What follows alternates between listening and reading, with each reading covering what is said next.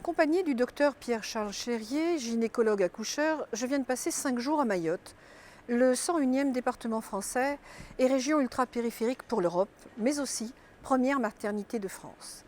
Un constat, l'Europe ne prend aucun soin de Mayotte. Au sud de l'océan Indien, elle est oubliée de l'Europe comme de la France, d'ailleurs, qui depuis 40 ans n'a plus de grande politique des Outre-mer. Ce fut un voyage dans un autre continent, l'Afrique bien sûr, mais aussi celui de la multi-ethnicité du continent asiatique. Et pourtant, ce fut un voyage en France, tant celle-ci est présente dans les villes et les campagnes, mais aussi parce que la population, par référendum, puis par la départementalisation, revendique haut et fort son appartenance à la France. Ce fut un voyage dans le temps aussi, modernité sur certains points, téléphonie dernière génération, médias, radio, télévision hyper efficaces, modernité par la présence figurée très visible de l'État français dans ses bâtiments officiels, administratifs et ses services publics, mais aussi voyage dans le passé. La quasi-absence de cadastre, vestige d'un droit coutumier ancestral déléguant les terres aux femmes pour les protéger, elles et leurs enfants, de la répudiation, d'où une kyrielle de difficultés. La fiscalité française sur le foncier et le foncier non bâti pèse sur 10% seulement de la population qui n'en peut plus. Les terres sont occupées sans recours par des migrants qui pillent la nuit les quelques cultures des agriculteurs. La route principale de l'île est partiellement privée. Dès lors, l'aménagement du territoire, l'agriculture, le réseau hydraulique, la production locale d'énergie, le commerce et les déplacements sont compliqués. D'autant plus que la communication avec la métropole est elle-même de plus en plus difficile et chère pour nos compatriotes mahorais comme pour les marchandises. Ajoutez à cela que la pêche, qui pourrait être florissante, se voit concurrencée par les Espagnols et les Coréens et que de toute façon, le traitement du poisson se fait à La Réunion qui reste d'ailleurs référente sur bien des points.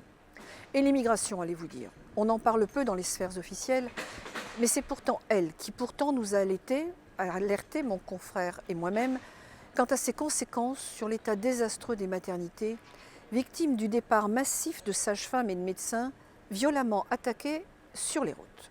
Car ce qu'il faut savoir, c'est que la prise en charge des soins à Mayotte est gratuite dans les maternités et l'hôpital, et que tout enfant né sur le sol français peut bénéficier, outre de la nationalité, des soins et de la scolarité française.